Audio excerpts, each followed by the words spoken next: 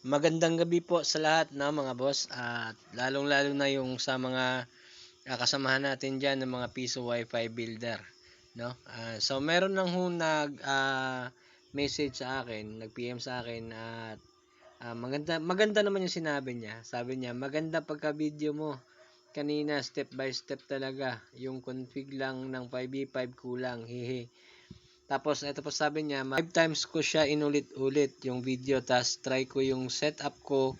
May mali talaga sa setup ko, hehe. At eto nga pala yung tinatanong niya mga boss, no? Yung mga wire dyan sa likod ng 5v5 kung paano i-configure yan para mapagana ang multi-VLAN setup, multi 5v5 setup. Ang video na ito ay gagawin ko para sa'yo para mapagana mo yung setup mo. So, eto boss, sana makatulong to sa gagawin mong setup at sa mga susunod pang mga setup mo. Eto, panoorin mo boss. Ayan mga boss, no? So, andito tayo ngayon sa ating ipapakita natin sa isang kaibigan natin o isang followers natin na kung paano mag-config doon sa main para doon sa 5v5. Ayan, 5v5 na para doon sa main server, no? Yung unang kinabitan ng internet at ng papunta sa VLAN 14 natin. So ayan mga boss, nandito tayo sa ating PC. Ayan, so login tayo, gamit natin yung default, yung Telecom admin. Ayan, admin Telecom. Ayan, login tayo mga boss, no? At pasensya na ho kasi wala ho tayong magandang cellphone, wala rin ho tayong magandang camera, no? So ito lang ho yung gamit natin para sa ating So pagtsagaan nyo lang ho yung aking video kung minsan ay nagbo-blur kasi wala rin ho tayong tripod. Kamay lang ho yung gamit natin, so hinahawakan. So punta tayo dito sa advance, continue tayo mga boss, no? Dito sa 1, ayan. Ayan yung 1 configuration ko ngayon, no? Ito yung naka-VLAN 14 ko.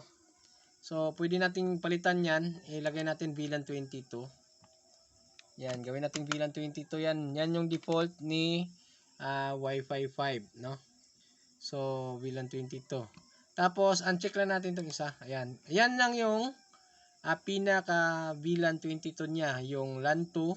Ayan yung VLAN 22 at saka SSID 2.4 at saka SSID 5G. Ayan.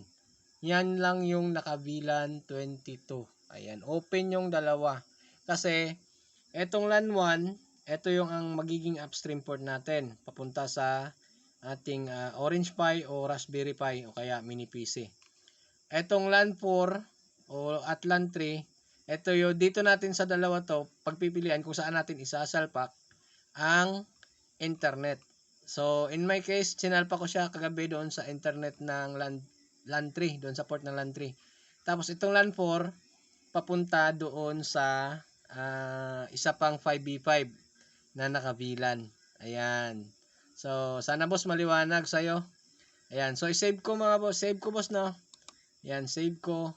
Tapos, nag-add lang ako boss dito. Ayan. So, ayan, no? Ayan na yung ating VLAN 22. So, nag-add tayo. Blur. Ayan. Nag-add tayo isa. So, dito mga boss, nag-add tayo. Ayan. Check natin. Bridge 1. Tapos, uncheck lang natin tong VLAN. Ayan. So, hindi nakabilan yung VLAN 3. Ayan. So, apply. Ayan lang ginawa ko boss, no? Hindi nakabilan ang VLAN 3. Ayan, blurred. Ayan. Ayan o, yung VLAN priority wala. Ayan. So, goods na. Yan lang yung ginawa ko. So, paano ba to? Goods na yan. So, dito tayo sa 5v5 boss, no? I-explain ko lang sa'yo. Ayan. Explain ko lang para maliwanag. Yung upstream port nito boss is LAN 1. So doon mo isasalpak yung Orange Pi PC o PC version mo o mini PC kung ano man gamit mo. Raspberry Pi man yan o ano yan. Dito yan sa LAN 1 doon sa upstream port, no? So ito yung LAN 2 natin ay VLAN 22 AP. Pwedeng AP, pwedeng maglagay ka ng switch hub at doon mo isaksak yung mga AP mo para marami.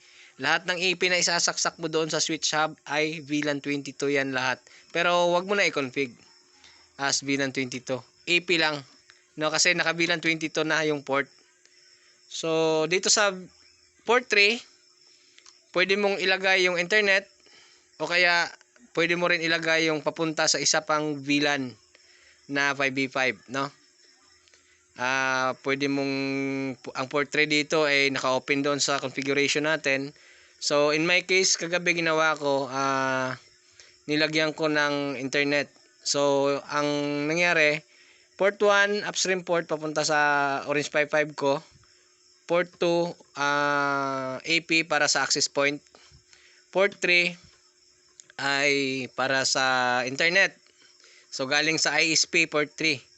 Yung port 4 na sinasabi ko na open port ay papunta doon sa another 5v5 na naka-configure na. Yung configuration ng 5v5 na another ay ganito lang mga boss. Ganito lang yung configuration. Ayan, ganyan lang. Yan. Open lang yung 4. Wala yan. Pwede mong magamit sa another VLAN setup mo. Ayan. Yan yung sinasabi na normal VLAN lang na ginagawa namin. Ayan. Palitan mo na lang ng ibang VLAN. Tapos, i-register mo yung VLAN ID doon sa admin. Ayan. Para hindi siya mag-obtaining. Para diretso. Para tagos yung internet niya, boss. So, ayan, boss. Sana maliwanag, no? Sana maliwanag sa iyo ang aking video. At kung may katanungan pa boss, PM lang at sasagutin natin yan, no? Gagawa natin ng paraan na masagot yung tanong para naman makatulong tayo sa inyo. So hanggang sa susunod boss, maraming salamat. Thank you and goodbye.